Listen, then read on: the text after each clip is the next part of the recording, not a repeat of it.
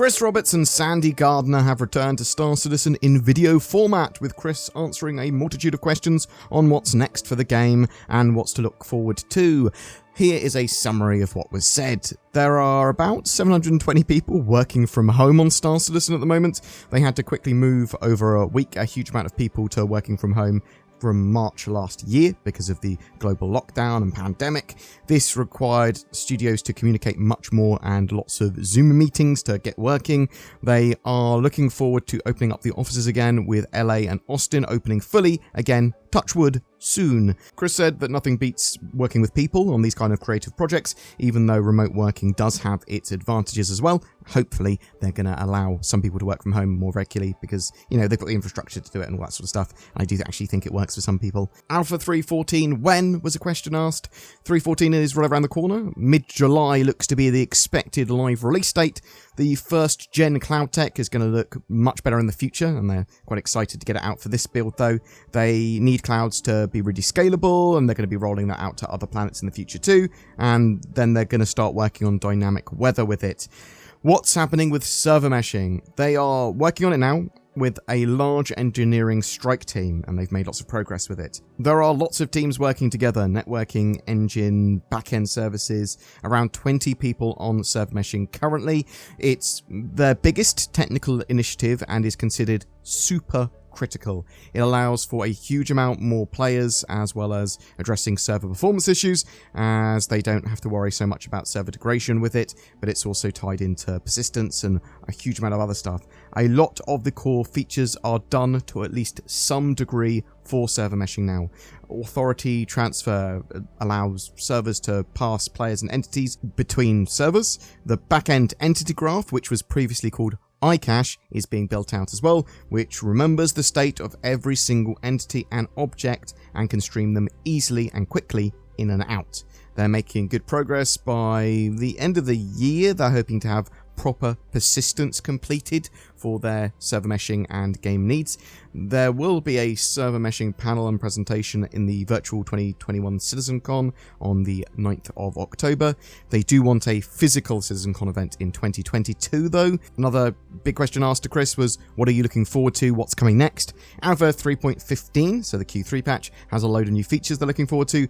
They're going to have major medical and personal inventory updates, and these are going to be covered in the near future in a Calling All Dev show, but personal inventory is part of the whole persistence and world gameplay. What you can carry will be pretty limited, and there are going to be new ways to equip items too. The current PMA, Personal Manager app, is horrendous on the Mobiglass. It was never fully completed, and it's going to be replaced by a paper doll drag and drop system, and this is going to be much more intuitive and have access to your local inventories and that sort of stuff, so you're going to have a limited pool of what you can drag and drop onto your character, but it's going to be much more realistic. Medical gameplay in Alpha 3.15 is going to be the first step towards Death of the Spaceman and meaningful mortality, risk and reward. Healing other players, reviving people, respawning at hospitals. In the future, there will be only so many times your character can die and be brought back to life. Chris did say 3 or 4 times here, but after you die a certain amount of times, your character would be permanently dead. That's part of the risk and reward and mortality system in Star Citizen once they fully implement it. They have changed the law though, so it's actually you are technically being cloned, and it's your DNA that degrades every time you respawn or have to use one of your clones properly, and eventually it degrades so much that you can't be brought back, and you'll need to create a new character, your next of kin, and pass your ships and items and gear onto that new one. Just as a note, they are working on, or were working on, medical insurance, and there might be ways of getting some of your lives back after you die, or mitigating death risk, and like rejuvenating your clone or something. They've previously talked about this a little bit. Also, I wouldn't take Chris's comment of you die 3 or 4 times and then you're dead as a hard number. It might be 10 once you go live. It might be a fuzzy amount. There might be a huge amount of other factors involved. It's not set in stone yet by any means, but it's possible you might just keep on being able to renew your clone, but it might be a exorbitant amount of money or something. Let's wait and see. It's not going to be sort of like when you're dead, you're done with the game or anything either. It is going to be create a new character, pass your gear onto them. There's going to be some sort of reason you don't want to die though, some death tax or some loss of reputation or whatever, but It's not going to be the end of the world. We will get hospitals at Orison, New Babbage, and Grimhex in 3.15, it sounds like, as well as clinics at space stations. So you're at least going to be able to spawn above the major landing zones, even if they don't have a hospital completed on that planet yet. They are working on persistent hangars and habs as well, and they will appear on the schedule shortly after persistence work is done. This will radically change the game experience, and they're revising the cargo system to be physical and practical so that it ties into the persistence as well. The AI guys are working on some cool stuff, and Chris wants people to see it. Low server tick rates has caused performance issues and causes the AI that's currently in game to not work as intended, and they're a bit more derpy than they should be, and Chris is a little bit obviously upset about that, but there's a lot of stuff coming in the future and hopefully fixes for that. There's new behaviors and lots of new AI stuff too. Chris's 9-year-old daughter complained that the AI were all standing on tables, and Chris acknowledges that he's a bad man for that. The entity graph and persistence work will actually help a lot with this, meaning it remembers that AI are supposed to be sitting down on chairs and not standing on tables. They're not offset from where they're supposed to be. It will remember exactly where everything is supposed to be, everything in its place appropriately. Is Chris working or coding anything specifically right now? He doesn't have as much time at the moment because obviously he's running the company and it's been Gullible Pandemics and things, but he is trying to finish physical skins. That's sort of a project he's working on, which will have your character and their clothing and armor have physics information and geometry embedded within them, so your physics shape and profile will change based on the gear you're wearing, and that will be accurate. And this means better hit detection and prediction. If your model is hit, your model's hit. So it's not sort of like passes through you, because technically your head's not there, even if you're wearing a big helmet. If you're wearing a big helmet, that's where your helmet is. This makes a big difference with physical interactions and with cloth, cloaks, and environmental deformation. It's also ready to go in maybe 3.16 end of year. They don't put Chris's code in right away, Chris said, in case something blows up. What have you been playing during lockdown? Well, Chris and Sandy, apparently, along with their 2 daughters, have been playing Valheim, Minecraft, Among Us, Fortnite, and Star Citizen, although Sandy seems annoyed that Chris was somehow complicit in freezing their daughter to death on a planet. Somehow, I don't know, that's a bit mad. An interesting thing, though, is that they said that some of the survival light mechanics of Valheim is sort of what they were trying to go for with the feel of Star Citizen in some areas too. Personally, I've had some of my best gaming experiences in Valheim. I absolutely adore that game.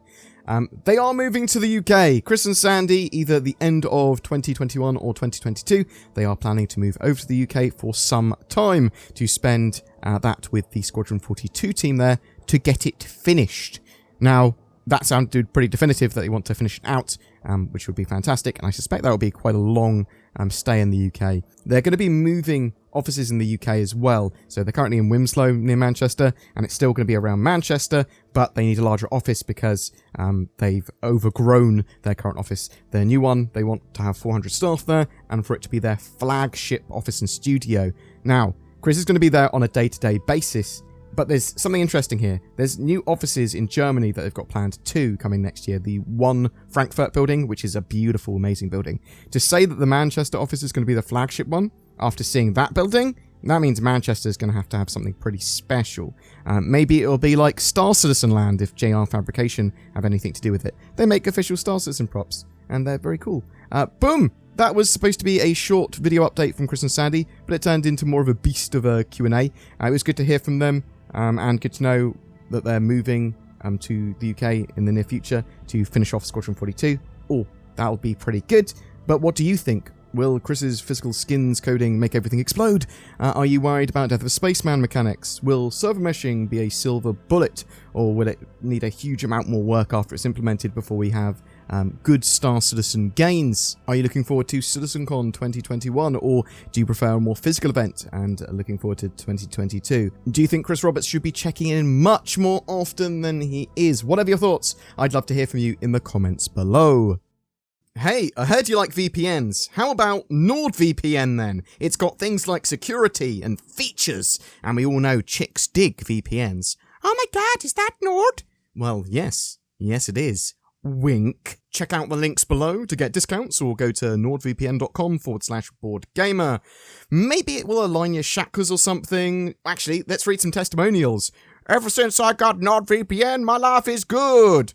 I wish I'd got NordVPN sooner. I didn't get NordVPN and now I've got no hands. I'm sorry that I recorded this as an ad-sin. I apologise to my editor. I said I wouldn't go too wacky. That's not what's happened here. Every month we have a ship giveaway, and for July it's for a Constellation Taurus with lifetime insurance and a Star Citizen game package. All you need to play! This long overdue, more cargo-focused version of the Constellation is going to be flyable in July. It's basically a new ship. Woo! Sort of. To be in for a chance of winning that, comment on any of my videos made during July, and each video gives you another chance to win, but only one comment is counted per video. More details down below. Please also consider supporting the channel further via the YouTube join button, or via Patreon, or donation, or whatever. It all helps us make Star Citizen content. Great Star Citizen content, hopefully, or at least some Star Citizen content. Also, you should bother the bell and like and subscribe and all that sort of jazz as well. Thanks for watching.